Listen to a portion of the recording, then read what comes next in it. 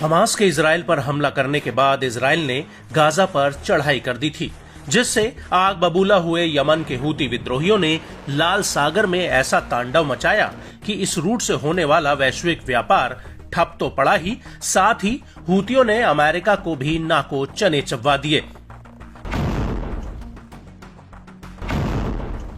America ने Houthi पर लगाम लगाने के लिए करीब 10 देशों के साथ मिलकर ऑपरेशन प्रॉस्पेरिटी गार्जियन शुरू किया, लेकिन थोड़े वक्त में ही उसकी भी हवा निकल गई और उसके बाद अमेरिका और ब्रिटेन ने साथ मिलकर कई बार हूती के हथियार डिपो पर हमला करके उसे कमजोर करने की कोशिश की, लेकिन उससे हूती और भी ज्यादा आक्रामक होकर लाल सागर से आगे हिंद महासागर समेत अरब सागर तक अपनी लंबी दूरी की मिसाइलों से हमला करने लगा।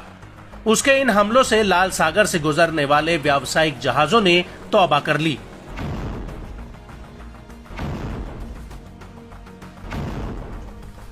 और अब अमेरिका ने 16 अक्टूबर 2024 को यमन के भीतर हूती के 5 अंडरग्राउंड हथियार डिपो पर एक बहुत बड़ी एयर स्ट्राइक की।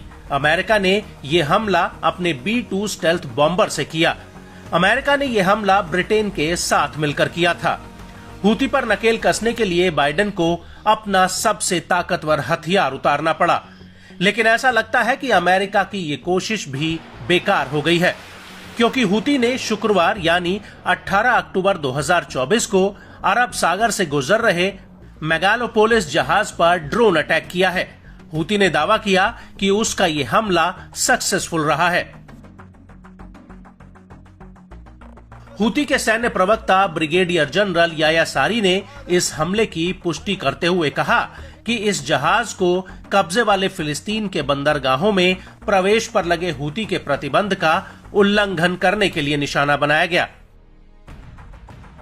نفذت القوات المسلحة اليمنية بعون الله تعالى عملية استهداف لسفينة ميغل أبولوس في البحر العربي، وذلك بعدد من الطائرات المسيرة، وقد حققت العملية أهدافها بنجاح بفضل الله، ونفذت العملية من قبل سلاح الجو المسير في القوات المسلحة اليمنية।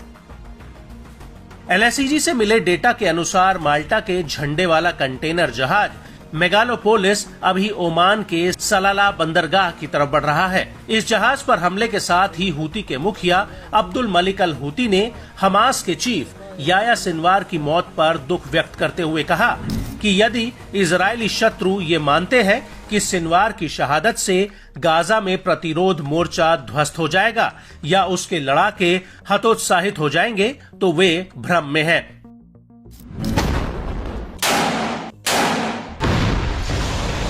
सैयद अल हूती ने आगे कहा कि हमास एक आंदोलन जो अपनी स्थापना के बाद से ही दृढ़ और समर्पित रहा है, अपने संस्थापक और कई प्रमुख नेताओं की शहादत के बावजूद डगमगाया नहीं है।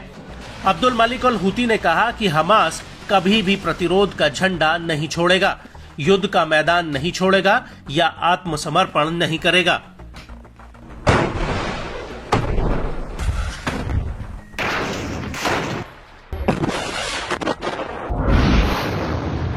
आपको बता दें कि लाल सागर में हूती के हमलों से पूरी दुनिया की शिपिंग इंडस्ट्री चरमरा गई है।